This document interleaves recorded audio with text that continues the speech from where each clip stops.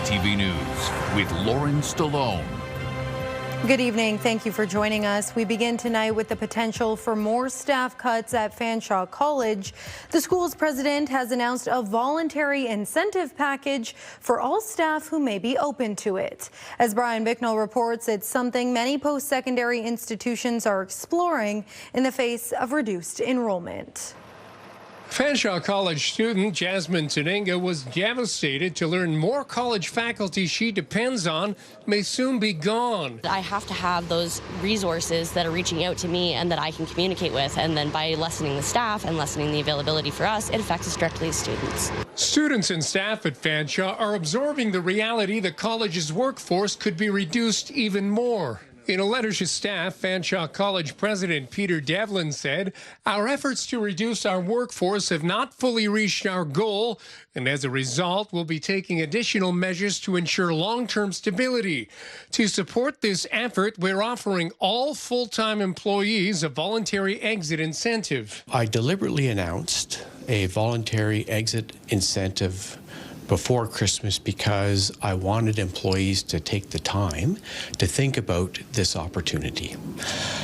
It's out of respect to our employees, out of compassion and gratitude that I've taken that approach. Devlin says the incentive package is the same one previously offered for voluntary retirements, but has now been expanded to include all staff. It comes as the college wrestles a $70 million deficit over the next 2 years and follows the federal government's cap on international student enrollment. This past spring, the college announced it's cutting 40 programs and reducing its workforce by 400 as a result of the loss of international student tuition. Canada is less of an appealing place for international students than it once was. And the problem is certainly not unique to Fanshawe, with colleges across the province finding themselves in the same boat. The mass exodus of international students prompting mass layoff notices. Nearly 200 layoff notices were issued at Conestoga College in Kitchener this week. The cuts also followed a voluntary exit program offered to 700 full-time faculty. As for Fanshawe, Devlin says he's hoping the province comes through with new college funding in the spring budget. I'm hoping that the provincial government will recognize how important the college sector is to their Protect Ontario plan. Brian Bicknell, CTV News. A major firefight this morning in downtown St. Thomas, forcing several residents from their homes. The building dates back to the 1800s, and as Jerry Dewan reports, what's left of it could require demolition. Thick smoke blanketed downtown St. Thomas as crews battled a blaze in the 500 block of Talbot Street. 911 calls started pouring in around 6:45 this morning. When crews arrived, their immediate focus was on getting tenants out of the apartments on the upper level of the building. Crews were rescuing from the front and the rear of the building, out the windows and off the back fire escapes. One tenant who didn't want to go on camera says he awoke to the smell of smoke and had to be pulled out of the window of his apartment and onto a fire department aerial ladder. We did get everybody out. Everyone is safe. There was 3 or 4 transported to hospital to be checked out. Others made it out on their own before fire crews arrived. It's estimated about 10 people lived in the 4 upper-level apartments. Rob Wood arrived at the scene just after 7 and spoke with another tenant who escaped the fire. He said he lost a couple pets and some snakes, lost a couple dogs, and especially it's very sad. Unfortunately, we're a week away from the Christmas holidays. The fire was concentrated in the central block building, built in 1882. Crews battled fire at the front from Talbot and off the rear from Curtis Street. Destin says the fire department has been doing safety inspections along Talbot and visited Central Block just 6 months ago. She says fires in this area are challenging because of the tight confines and the age of the buildings. It's tough on Talbot Street, right? It's all old build, it's all old buildings, it's all connected, so it has the potential to run from building to building. Crews did an excellent job at stopping that from happening. Neighboring businesses suffered smoke and water damage. Firefighters helped staff at Yorick Pharmacy remove important instruments, documents, and medications from their their location. Destin says some of the meds have been moved to a refrigerator at St. Thomas Elgin General Hospital to ensure they're not lost. Fire devastated a heritage building on Talbot near John Street in July of this year. That building had to be demolished. Destin says the Central Block building will likely face the same fate. A cause for the fire hasn't been determined. In St. Thomas, Jerry Dewan, CTV News. Sarnia police say they're investigating a sudden death. Police say they were called to a home south of the city early this morning where a fire had broken out. They say one person was extracted from the second floor and did not survive. According to police, the fire does not appear suspicious, but the Ontario Fire Marshal's office has been called in to investigate.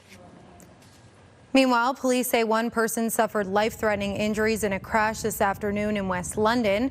According to police, there were 3 vehicles involved on Gainsborough Road. They say 2 other people were taken to hospital with less serious injuries. Police had closed Gainsborough between Hyde Park Road and Denfield for their investigation. Sarnia police say they've charged 7 people through a large cocaine bust earlier this week, dubbed Project Bullpen. Police say they executed search warrants early Tuesday morning at several residences. They say the estimated street value of the cocaine they seized is more than $400,000. According to police, the arrested suspects face a total of 37 charges.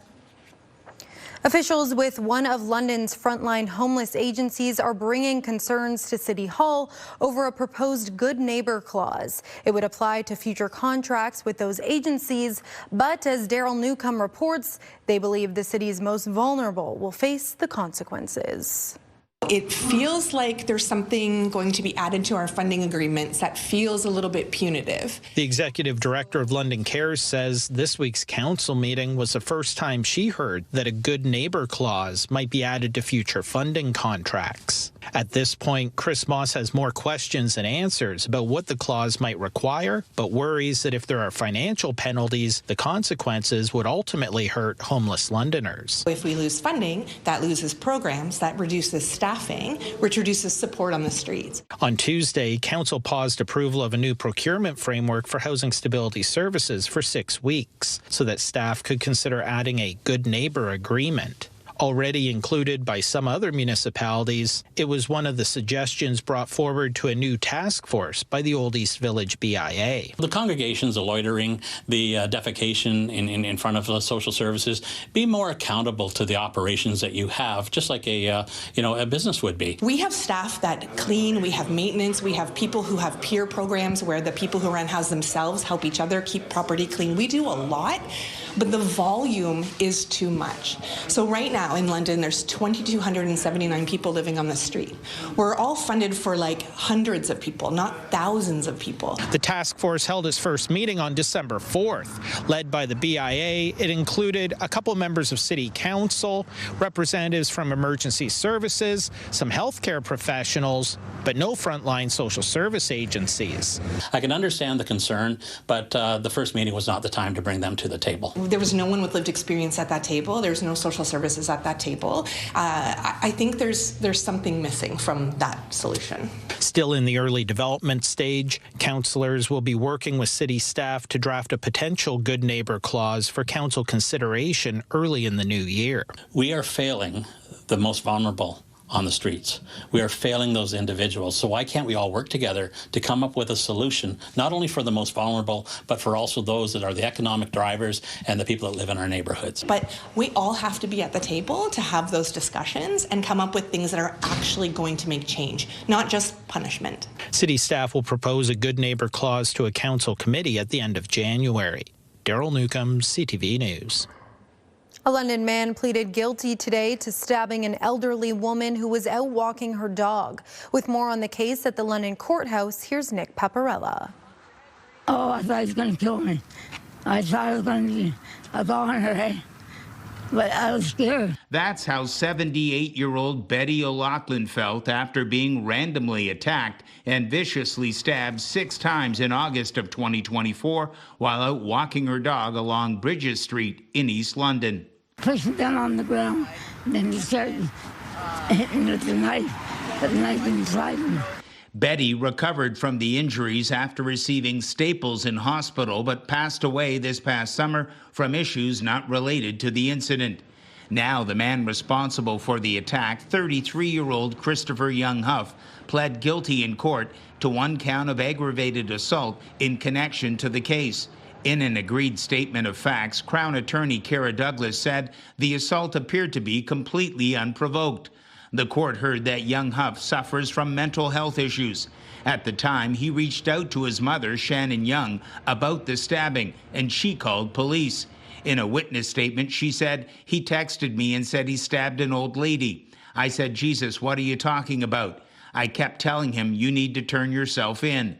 When eventually arrested by police, the court heard that he told officers, "What took you guys so long?" And when referring to the attack, he said it was like stabbing lemon meringue pie. During the proceedings, Young Huff also pled guilty to assault causing bodily harm in connection to an attack that injured a corrections officer at the Elgin Middlesex Detention Center in November of 2024.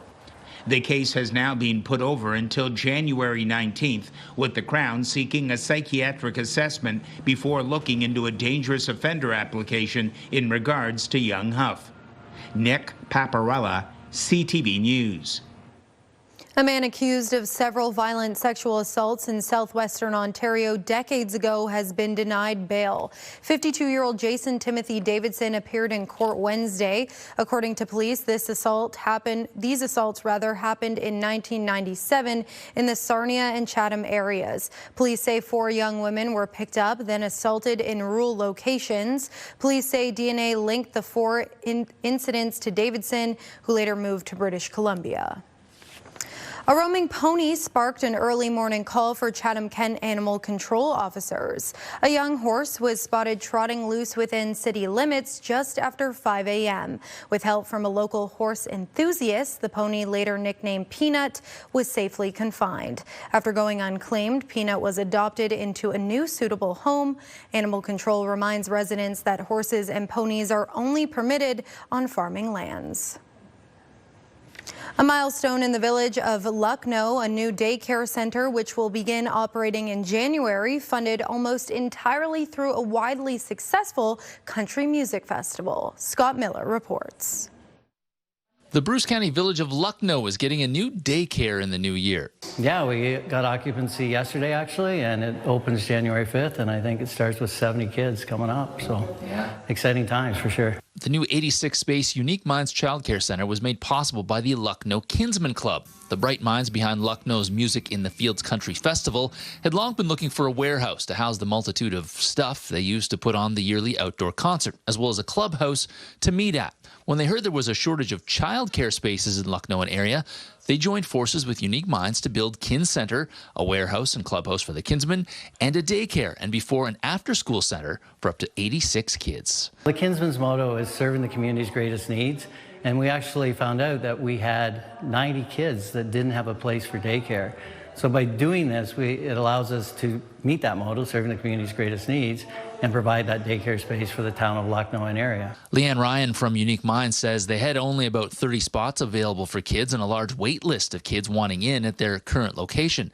This new space triples the number of kids and families they can support. There's a wait list, which is great. So we were able to move a big chunk of our kids in, and a gradual start, which will be even nice as well, just to get some kinks and get the kids used to the transition, because it's a big transition for us and it's a transition for the kids as well. The new Kin Center and Child Care Center was funded almost entirely by 17 years of Lucknow's Music in the Fields, an outdoor country festival operated by the Lucknow Kinsmen. The event, which attracted 8,500 people to Lucknow last year, continues to grow. So much so, the Child Care Center will actually shut down for the August 25th to 27th event and become headquarters for Music in the Fields for a week. It actually shuts down for the event, and we'll use these 4 rooms as change rooms for the artists that comes for Music in the Fields. So it helps us a lot from that aspect, and we get to get rid of all the construction trailers that we had. In Lucknow, Scott Miller, CTV News.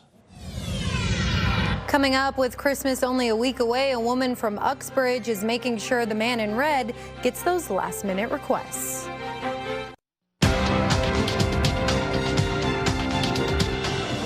Canada's main stock index rose today, helped by strength in technology stocks. In Toronto, the TSX gained 191 points, and in New York, the Dow added 66, and the Nasdaq is up 313.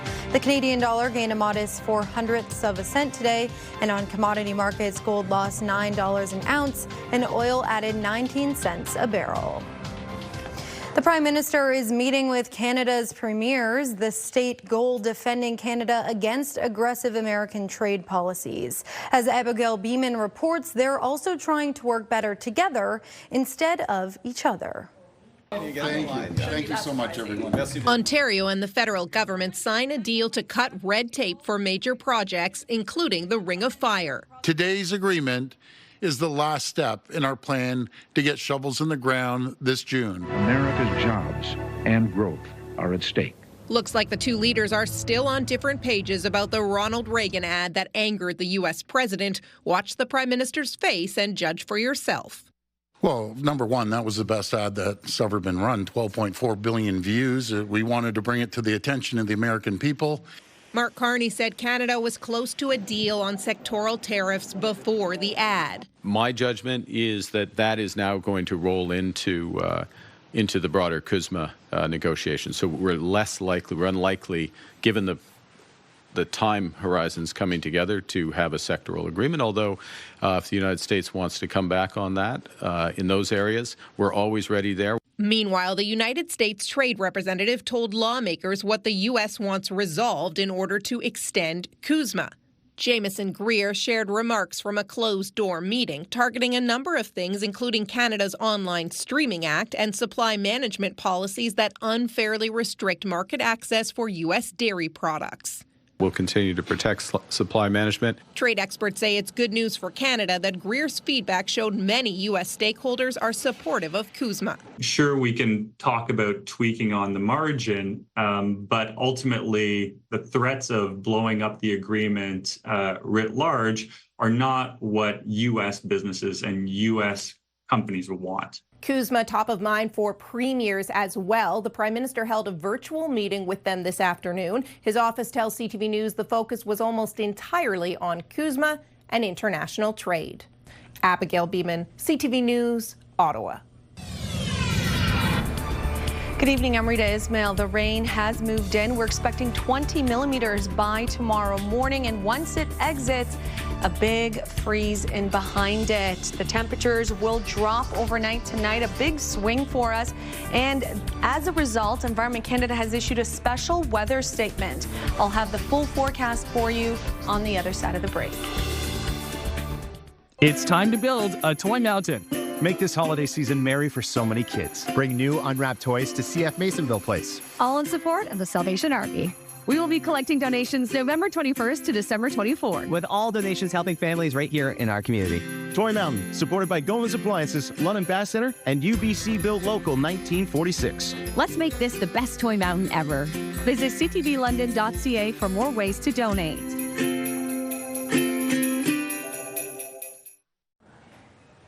Rita Ismail joins me now with your full weather forecast. Rita? Lauren, we do have a special weather statement in place as we are expecting heavy rainfall tonight and a big freeze for tomorrow morning. Our temperature on the mild side today as that system approached. We hit a daytime high of 6 degrees. Normal this time of year is at the freezing mark. Record high 1967, 12 degrees. As you can see, some rainfall pushed through earlier this evening. It is starting to intensify as we head into the night.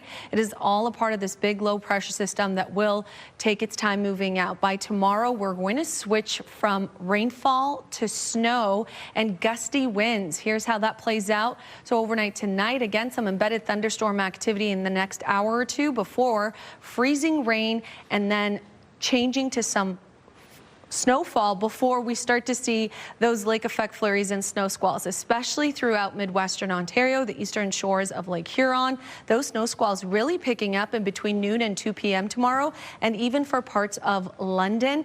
They won't really taper off until late in the day on Friday, and then we're expecting mostly cloudy conditions heading into Saturday, and a big temperature drop is in effect for the next 3 days. So -4 early Friday morning. Keep in mind that we're going from about 6 degrees to -4. A wind chill factor has us feeling like -15 early Friday morning. As you get out the door tomorrow, keep that in mind. The surfaces will be icy, and of course, Environment Canada issuing that special weather statement due to these factors. The winds gusting out of the west, 40 to 60 kilometers per hour.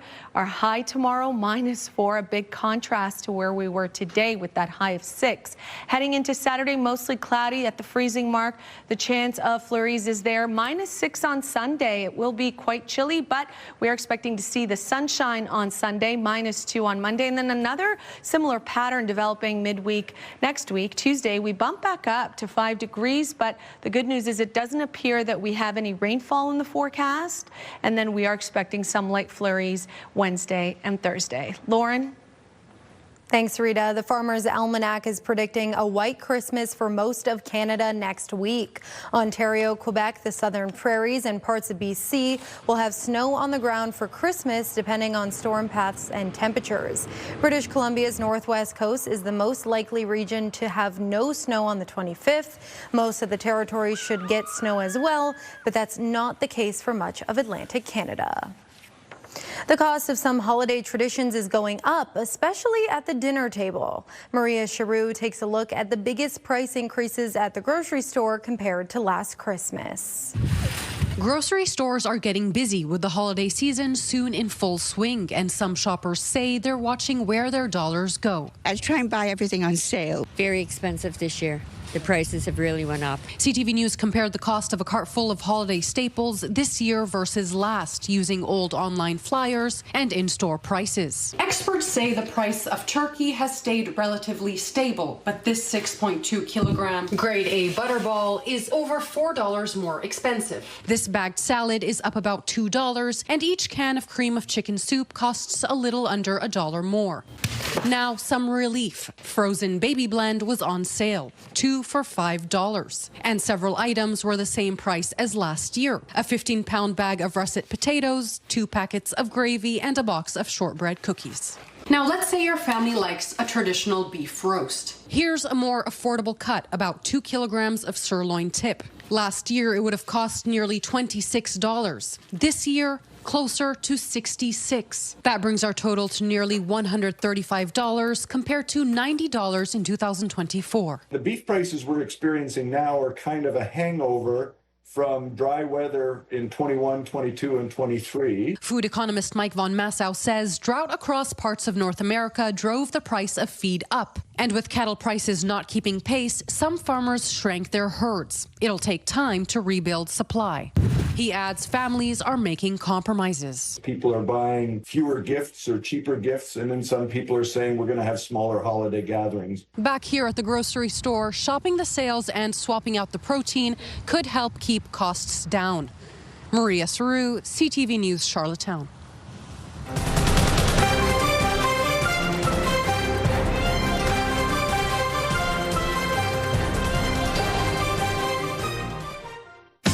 Tonight's Slopes Report is brought to you by Bowler Mountain. Great news for winter sport enthusiasts. You can now ski and snowboard at Bowler Mountain with 8 of 15 trails open and 3 of 4 lifts operating. They have a great 80-centimeter base of machine-groomed granular snow, and they're open from 9 a.m. until 9 p.m. and until 4 p.m. on Christmas Eve. Blue Mountain is also open, and they have a healthy 55-centimeter base of machine-groomed snow, 26 of 43 trails open, and 9 of 11 lifts operating. Over at Mount St. Louis Moonstone in Coldwater, alpine skiing is open. Primary snow conditions are machine-groomed with a 60-centimeter snow depth. They have 34 of 36 runs open with 7 lifts operating.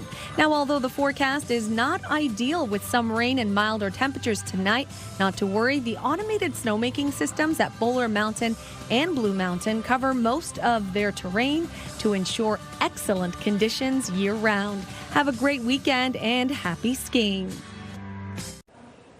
A Northern Ontario baby is showing it's never too early to get into the holiday spirit, joining along with its mother's Christmas choir.